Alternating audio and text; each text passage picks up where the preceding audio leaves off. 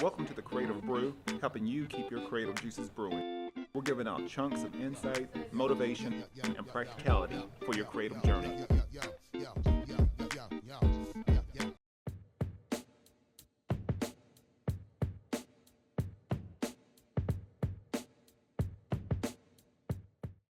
My next partner is Elevate Coffee Trading, and if you appreciate specialty coffee, enjoy outdoor adventure, and love helping elevate the lives of children around the world, then you're going to love Elevate Coffee Trading. Their mission is to extract hope through love, coffee, and adventures. There's free shipping in the United States, and every bag of coffee helps sponsor health and education for children in coffee-producing countries and in areas of need in the United States. You can use promo code Elevate21 on your next order, and you can follow their journey on social media at Elevate Coffee Trading. Or you can visit online at elevatecoffeetrading.com, and let's start extracting hope together. And this episode is brought to you by Baba Coffee, smuggling good vibes. Baba roasts their coffee beans each week and only offers the freshest coffee. They have espressos, lattes, cappuccinos, pour over, or drip coffee. You can try their cold brew coffee, nitro cold brew, or bulletproof coffee, and boba milk teas. They also have a wide assortment of delicious food. I would suggest you try the avocado toast, mimosas, wine, or beer. On the weekends, you can check out some great music like the Soto Six and food like Eliza the Shelf and others over the weekend, every Friday and Saturday, beginning at 6 p.m. You can check out everything they got going on Facebook and Instagram at Baba Coffee. And welcome to a new episode of the Creative Brew, giving you insights on your creative journey. Today we have a special guest, Olivia Shore. I actually met this young lady at the Kent Churchill camps, and a couple of years ago, and cool kid. Like I said, really good with the kids, and but just a little bit about her. I'm gonna try to hype her up as much as possible. She is the two-time. I'm gonna say she's the reigning national collegiate champion. Two-time national champ now, one of the toughest girls I've ever met. I believe she's the only girl to place in the Ohio State tournament, I believe. Yep. Yeah. And that's already ridiculous enough. She's got, like I said, she's got an amazing story, and maybe something like, and this may pertain to a lot of my, female wrestlers. I actually, now coaching Palomar, the women's team. Cool. I've had so much fun coaching women's now, but so for people that maybe they're women's wrestling, women's wrestlers, high school wrestlers, little kids, maybe looking for someone to look up to, this might be the episode for you. So this would be a cool little chat with Olivia Shore, and the defending national champ. I don't know what else to say. I think that's enough. But Olivia, please share your origin story, and then where you are now.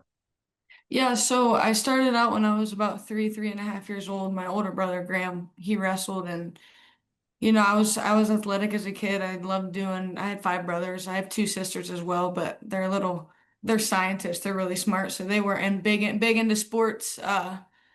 So as a kid, I was next in line and Graham needed a partner. So, I got thrown in there and I loved it. And, my mom didn't really like it at first because it was, a boy sport. So I asked her if I could just wrestle at a tournament when I turned 4.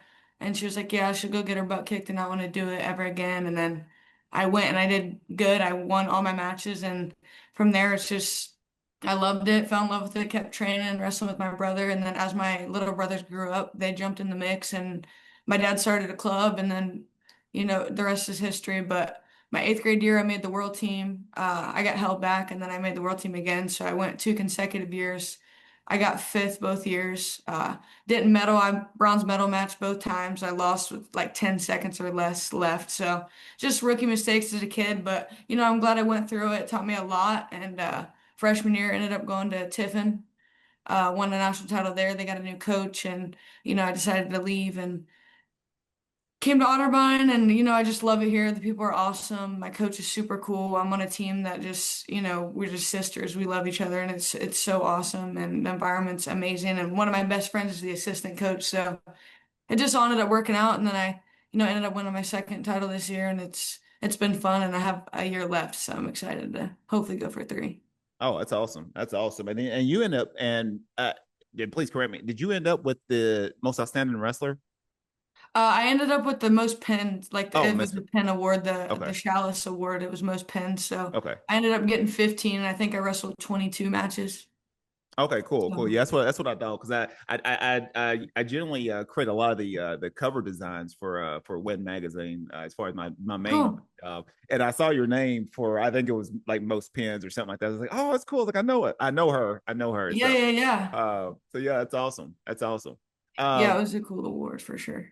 so right now, I mean, even with you and like I said, for people who don't know, the Ohio State tournament is tough as it is, and she started whenever it was it wasn't a girls a sanctioned girls state tournament. How tough was that? Like as a girl coming in, I'm sure. Yeah, I mean, and you could probably elaborate a little bit better. Like how was that going in there and actually placing? yeah. I didn't know what the feelings involved with that was. Yeah, it was, I mean, it was definitely mentally tolling, I grew up wrestling boys, so I was kind of used to it, but my freshman year I was supposed to place, I ended up well, my sophomore year I was supposed to place, I ended up making it. I won a match, but I ended up falling short. So that sucked, and then I got surgery my junior year, so that kind of took me out. And then senior year, I won my second girls state title, and I it came around to the boys sectionals week, and I really didn't want to. Like, I really just didn't want to. I was so over it. My body was beat up, and I'd already got my college scholarship, and I was ready to go to college and move on. But I knew that my younger self, my goal was always to place at the boys state tournament, and this is my last chance. So it was like almost stupid of me not to try. And I just went there and I performed. I feel like I wrestle really good under pressure when my nerves are high, just because like I'm used to it and I know that's when my best self comes out. So, it was a lot of pressure and mentally tolling and all the things, but I knew that if I did that, even if I got eighth, that it would make a movement in Ohio for girls, and that next year they had their state tournament at the big arena like the boys. So whether or not they give me credit, I would say that, I was a big part of moving girls wrestling in Ohio, and the year after I did that made history. They have their own, tournament now. So it's really cool to see. But definitely worth it, but for sure took a lot of, mental strength to get through that. Yeah, yeah, I bet. Yeah, I would, I would say you are definitely a pioneer in women's wrestling in Ohio. So, what was and there's always you always have those ups and downs, especially with girls, wrestling against boys. I didn't know. Did you? I mean, maybe from your perspective, or maybe you were just zoning it out. Did you feel like there was a lot of pushback with something like that, or I didn't know what Yeah. you? Okay. Yeah, yeah. I don't think, people don't plain out say that they don't like you, but you could kind of feel the vibe, especially, when my sophomore year and I made it to state. The kid that I wrestled to go to state, I ended up beating him by 1 point, and I scored right at the end. It was kind of a controversial call, you know what I mean? So it was and me and the kid are super tight. He's cool with my brothers. Like, there was no shade on our side. It was a tough call. It was up to the ref and his discretion, and I ended up getting the call, which was awesome for me. But it kind of raised a lot of fire in the arena, and a lot of things. And then at state, when I beat that kid first round, he wasn't too happy, and my brother got in to try to help me. It was just some bickering back and forth, but at the end of the day, you can't really do much when you're on the mat and you kind of prove yourself. So that's the part that I like, and I know I'm always the underdog, and I'll wrestle better that way regardless. So just reminding myself to have fun, and it's really not that serious, and I have nothing to lose. So Yeah, that's awesome. That's awesome. So going into really just going into your college years, I know for anyone that's wrestled in college, it could take your toll. You come in with maybe great intentions of doing great. Sometimes it just doesn't pan out. I mean, I think a lot of people don't realize how tough any level yeah. of college can be. For you, so you came in to TIFF and won that national title. Um, and maybe you could talk about this a little bit as far as like when did you feel like because it could have been easy for you to just sort of stay at the school. You won the national title. Obviously, a new Yep. coach came in. Um, when did you feel like, hey, this may not be the best environment for me, or maybe it's just a maybe it's time for me to change and maybe go to a different environment? Yeah, yeah. I just felt, I love Tiffin. I love the new coach that came in. You know what I mean? Like we still have a cool relationship.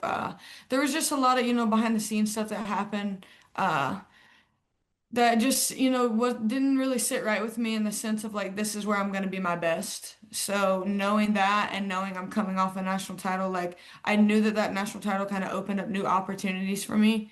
So I mean I ended up staying my sophomore year, but I got surgery and I knew I was gonna get surgery once the new coach came in. So I ended up getting surgery, and it was hard going from, being on top to being on the bench because you're hurt. So Yeah. that was definitely mentally tolling. But like I said, the coach, he's a great guy. He's still coaching there. He really helped me through my injury. It just is what it is. And, I told him I just wanted a different opportunity, a better opportunity, see my options and just I really want to change, especially after my surgery and stuff. I just felt like maybe a better training room, something like that, like just something different that I needed to help me out of my injury. And that's when I ended up at McKendree, and I had a really good, they're number three in the country, number four in the country. They're a really good program. Their coach is awesome.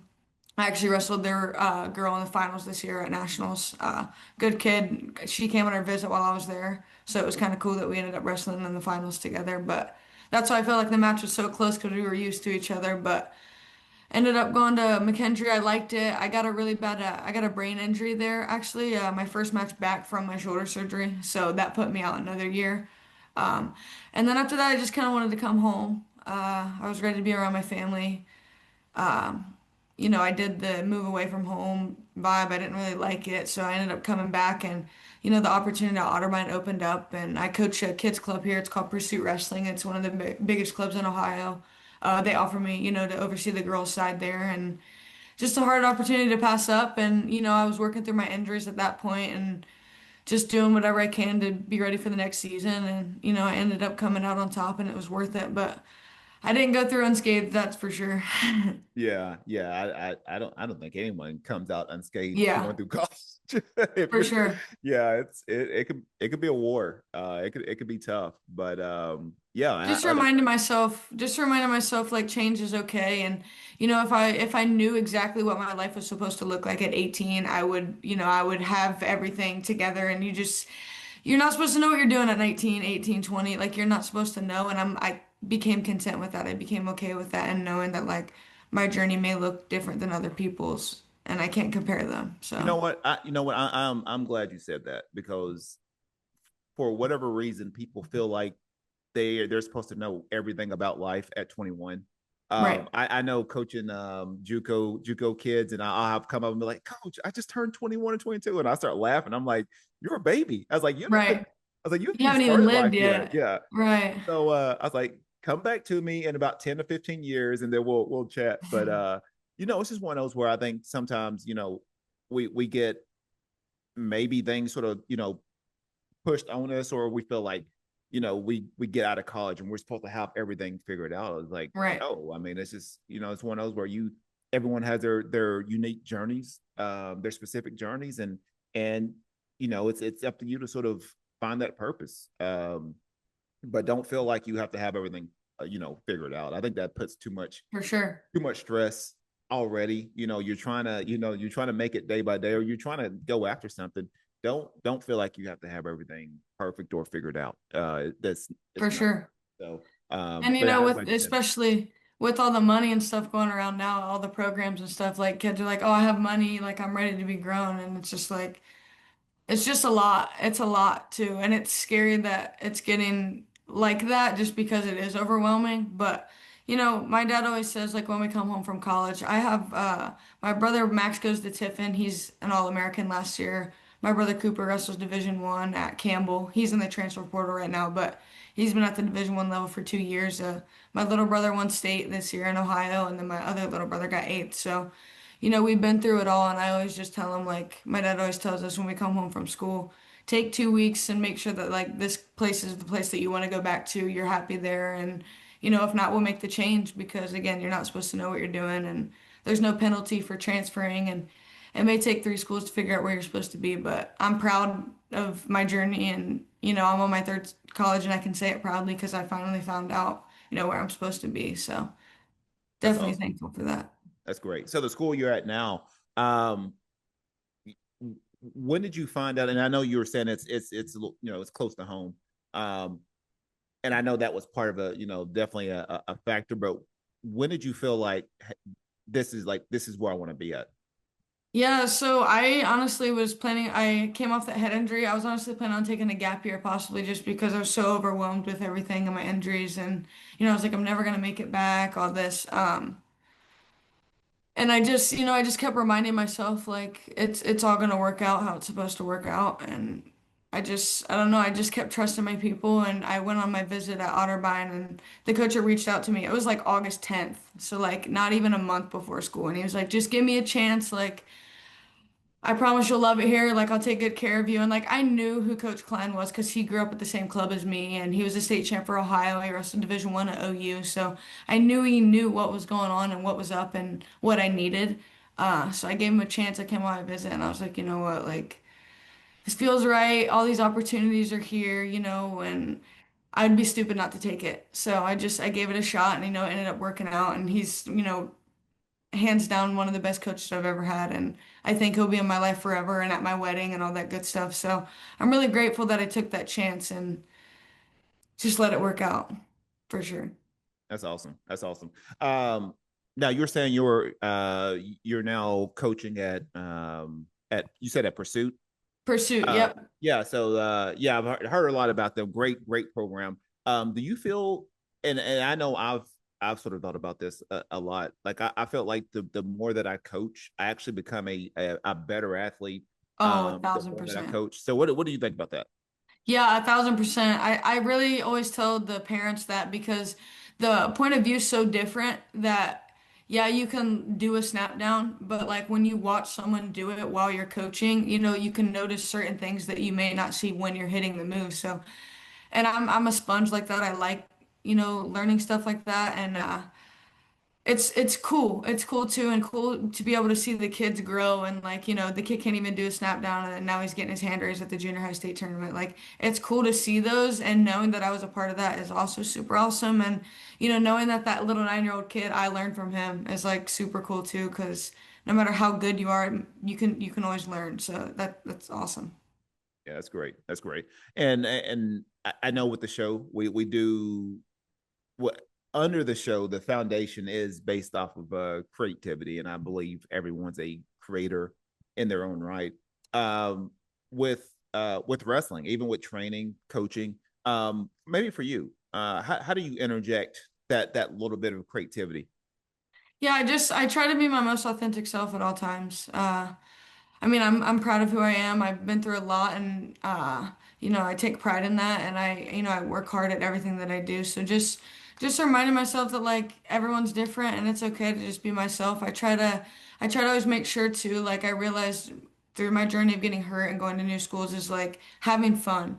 If I make wrestling a chore, then it's not going to be fun. It becomes too serious. And if I win, then everyone hates me. Or if I lose, then everyone hates me. Like just things like that. That's like way too serious and taken way too out of context for, being a human being. And wrestling will end one day. And I don't want to spend my life like, you know, it's a chore. It's a business. I have to do this. I have to win, or no one's gonna, like things like that. It became too much in that mindset. So just being creative and remind myself like have fun. As long as I'm having fun, then and giving my best, and that's all that I could do. Like someone like Jack Sporus, like he is having so much fun while he's wrestling, and Yeah, and you could tell, and it's something that you could look up to and admire, and it's hard, especially finding that part of yourself at 17 is like blows my mind because I'm 23 and I just now realize that like I wrestle so much better when I'm happy and having fun that it's like it's almost goofy not to do it that way. So that's what I preach to my kids, and that's what I would say about, embracing my creative side when it comes to coaching and competing. that's good. That's good. Do the kids listen to you? Oh yeah, they love me. I think they're a little scared of me, which is funny, but my people at the club, the head coach and all, they hype me up just to scare the kids a little bit. So I think it's funny because I'm a big teddy bear, but they respect me and it's cool. The boys and the girls do, so it's nice. That's cool. That's cool. um, so right now, I mean, like what things maybe for you, and like I said, this is I think with wrestling, it's sort of a crazy new landscape with just everything that's going on right now. Um, you know, and maybe I don't know. I really feel like there probably needs to be a branding and marketing class for for wrestlers or for athletes because For sure. so much that's getting hit that's getting thrown at y'all right now. Um, are you? I didn't know for you. Do you feel yourself maybe doing more branding and marketing around your own personal brand, or are you one of those like I just want to wrestle and have fun and coach? I didn't know if you sort of thought in terms of like, hey, how do I how do I brand and market maybe my own Yeah. personal brand? Yeah, like that exactly. That's something that I really made my goal, hopefully, for, this coming school year and stuff, is just to put my name out there more. I want to, and everyone wants to, but I'm just not sure how to. I'm not sure.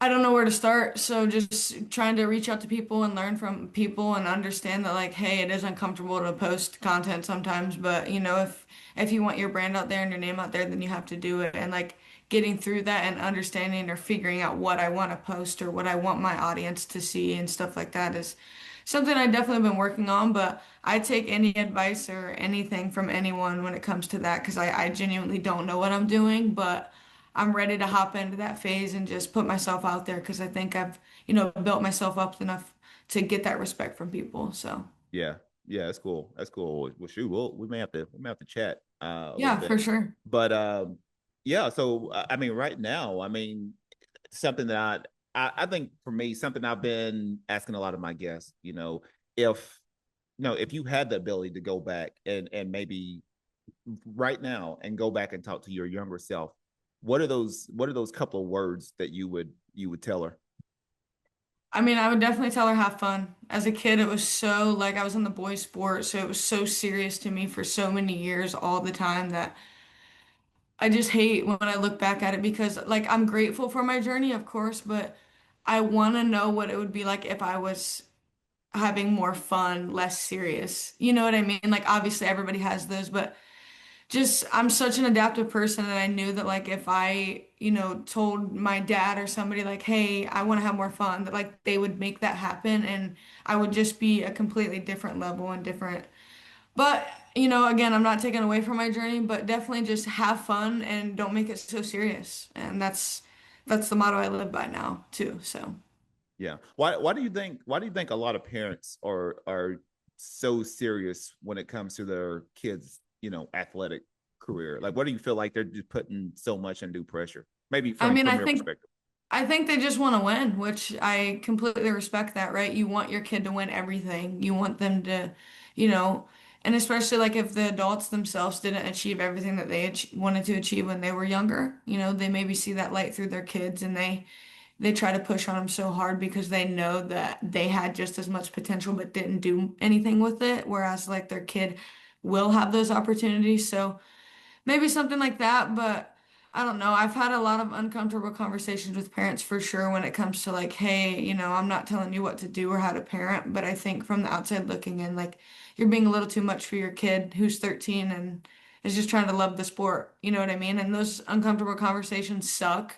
But when you let someone know that from an outside perspective and they respect you enough, like you see the kid and the parent bond change and you see the kid get really good because they understand and realize that the pressure of them winning and being the best all the time comes off and they just have fun. That's when they get super good. So, Yeah.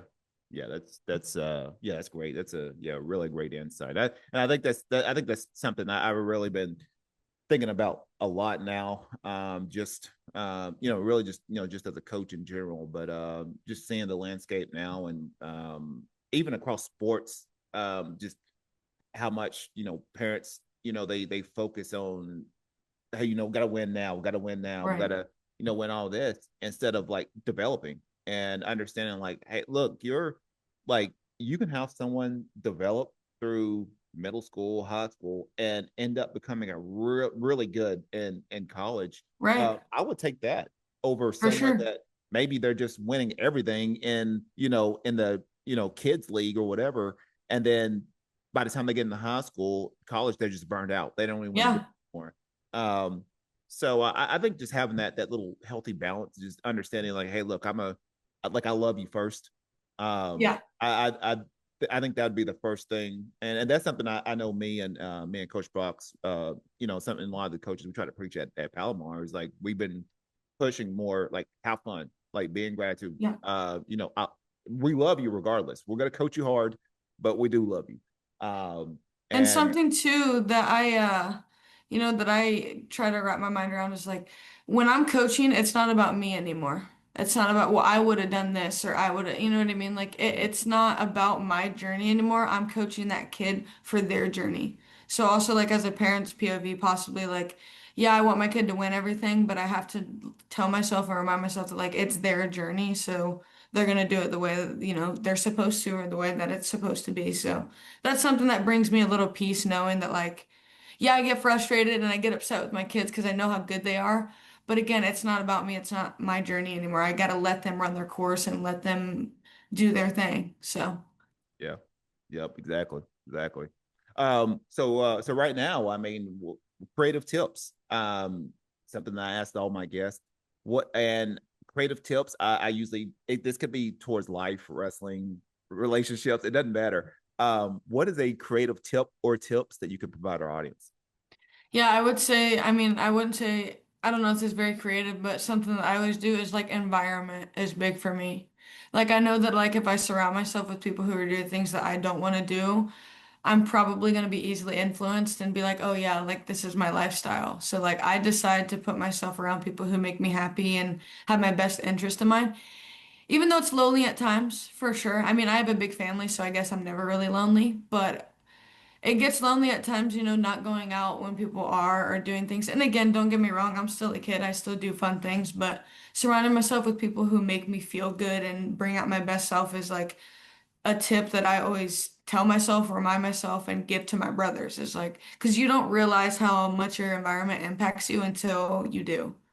And again, until I changed mine from kind of toxic to I'm in the best wrestling environment possible. Like I wrestled my best season this year. I didn't even get scored on at the national, you know what I mean? Like it's like I just became a completely different person when I decided to surround myself with people who make me feel good and a good environment. And that's one tip that's at the top of my list for sure. Yeah, I like that. That's yeah, definitely when we talk about environment. It could be so crucial to a person's success. And Yeah. sometimes honestly, I think for you know a lot of people, sometimes we just get comfortable, in our, comfort. We, Right. it's one of those where like we tolerate it enough to where we can still live with it, but we know in the back of our mind like we should be doing more or we could Yeah. be doing more. And it's great. I mean, it takes a lot of courage to say like, hey, I want to do something completely different. I want to go to a Yeah, different. It That takes a lot of courage. it does. So Especially as a kid, yeah, yeah. for sure. Um, so right now, like what are some things you got going on right now coming up? Or maybe you want to just give some shout outs. It's completely up to you. Just some things Yeah. that that you got sort of brewing.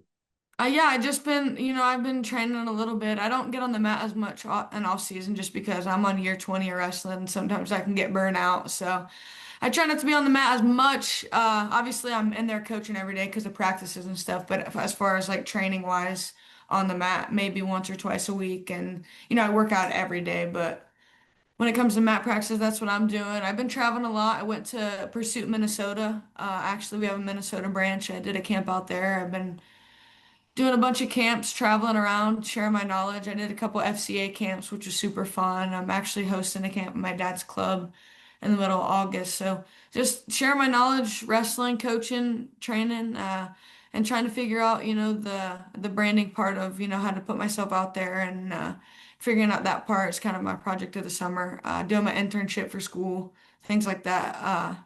But I live a pretty simple life.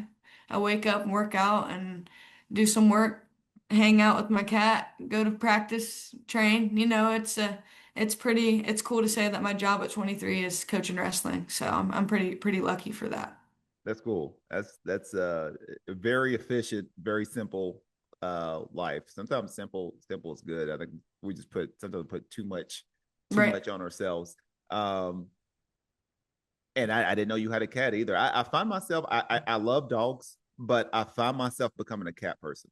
Um, I had a house sit for a friend of mine, and I find myself loving cats more. Yeah. dog Yep. dog to me needy. Right. Once I started living by myself, I was like, I need a companion for sure. So I went and got my cat, and she's the best. She's awesome. So I definitely recommend less maintenance than a dog for sure. Yeah.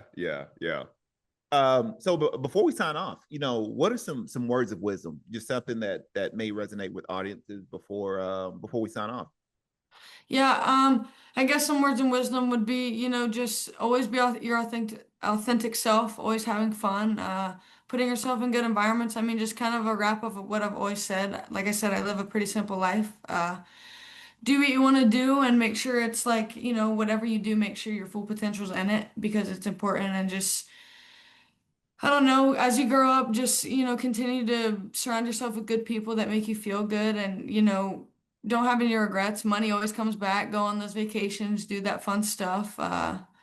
Train hard. And a big thing too that my dad's been focusing, is like my body will never be like this. I'm 23, I'm going to be 24, then 25, then 26. So taking advantage of like where I'm at in that moment is important too. Like, yeah, I may not be built how I want to right now because I'm trying to go up a weight class, but I have to be, content with my body right now and understand that like I'm working on that peak self or my best potential. So just staying patient, having fun, trusting the process, and most of all, doing things that make you feel good is important. So That's awesome. That's awesome. Well, like I said, I'm glad you're doing great. I always sort of follow your journey I on appreciate Instagram, and that. I'm and even after we met at the church out camps, I'm like, man, this is a cool little cat, and Appreciate that. so I'm glad you're doing well. I know I was when you won that national title, I was boy, I was so happy for you. Thank Uh, you. Thank you so so much. because I think once people realize like the journey you went through to get to that point. I think that's what makes it reward. I wasn't even coaching. I was like, oh man, I was like she pulled it off. Um, Crazy. Yep. so yeah, like I said, congratulations to you. Thank you. So how can people reach out to you? Maybe get in contact with you for camps, maybe to speaking engagements, podcasts. Who knows? Yeah, Maybe some potential endorsements. You never know now. for What's the best sure. way of getting in touch with you? Yeah, I mean, just, I believe I have my number linked to my Instagram. If not, just to shoot a DM message, anything, Facebook. I mean, all the social medias for sure. I try my best to answer as much as I can, but I'm pretty simple and I don't mind, giving out my number. People have my number, like anything is cool. I'm a pretty vocal person. I'm not afraid to reach out or, have conversations or join podcasts or talk or anything like that. So just anything that you see me on, text me, let me know if you need me, anything you want me to do, how I can help out, or you want me on this or that, or to rep this or that, I'm always down. So That's great. That's great. So, hey, this has been another great episode.